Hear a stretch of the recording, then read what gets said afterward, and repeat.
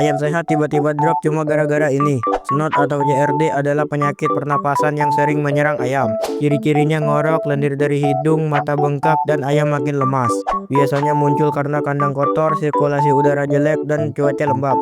Cara mencegahnya: bersihkan kandang rutin, pastikan ventilasi lancar, dan karantina ayam baru. Kalau udah kena bisa diobati pakai tetra. Campur ke air minum sesuai dosis, biasanya 3-5 hari udah mulai membaik. Yang mau obatnya langsung aja cek keranjang kuning di bawah.